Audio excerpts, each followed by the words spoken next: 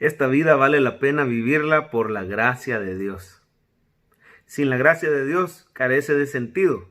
Este es un mundo donde se viene a sufrir, donde se tiene aflicción. El mismo Cristo dijo: en el mundo tendréis aflicción, pero confiad, yo he vencido al mundo. La gracia de Dios es lo que le da sentido y razón de vivir a nuestra existencia. Como decía el salmista: hubiera yo desmayado si no creyese que veré la bondad de Jehová en la tierra de los vivientes. Y la gracia de Dios puede definirse como ese amor inmerecido que Dios tiene por sus criaturas. Usted y yo éramos totalmente desconocidos para Dios, pero la Biblia afirma que más que solo ser desconocidos, usted y yo éramos enemigos de Dios. Lo cierto es que usted y yo somos criaturas imperfectas. Por decisión, el ser humano se volvió independiente de Dios y se volvió pecador.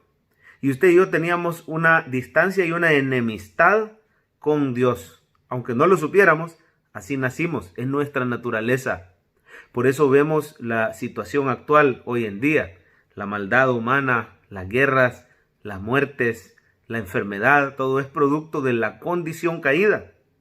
Pero Dios amó tanto al ser humano que Él escogió reconciliar al humano consigo mismo en la persona de Cristo. Y es maravilloso cómo Él tomó una forma humana, Él vivió la vida perfecta que usted y yo no podíamos vivir y así nos reconcilia consigo mismo. Así que la gracia de Dios es el amor que Dios tiene por criaturas que eran sus enemigas.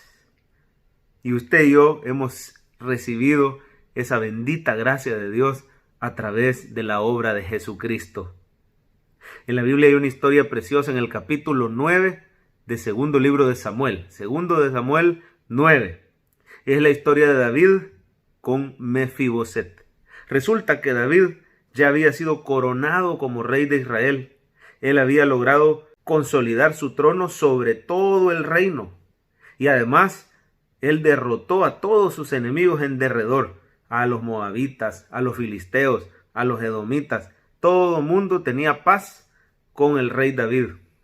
Y el rey David comenzó a buscar a alguien de la casa de Saúl, su antiguo enemigo, para poder tener misericordia con él. Él le había prometido a Jonatán, hijo de Saúl, su gran amigo del alma, tener misericordia perpetuamente de él. Y a través de un criado de la casa de Saúl llamado Siba, David encuentra a Mefiboset. Era un hijo de Jonatán, lisiado de ambos pies, y vivía en Lodebar. Hay muchísima simbología preciosa aquí. Lodebar es un lugar sin pastos. Y este hombre vivía lisiado, estaba incapacitado. Lo cierto es que Mefiboset nos representa a todos los pecadores que después de la caída en pecado quedamos totalmente incapaces de salvarnos a nosotros mismos o de venir a Dios. Pero entonces David manda a traer a Mefiboset al castillo del rey y le dice: te voy a devolver todas las tierras que eran de Saúl tu padre y te voy a poner a este criado Siba a que cultive y coseche todas las tierras de tu padre y te van a dar a ti todas esas riquezas, pero tú vas a comer todos los días en la mesa del rey y vas a ser llamado prácticamente el hijo de un rey.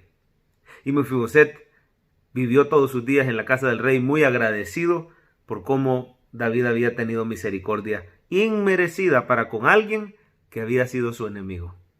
Hermanos, aquí vemos una figura preciosa de la gracia de Dios para con nosotros. Éramos lisiados espirituales, enemigos de Dios, pero Él tomó la iniciativa y Él nos buscó. Él nos regaló esa salvación preciosa de nuestra alma y Él nos bendice todos los días de su vida.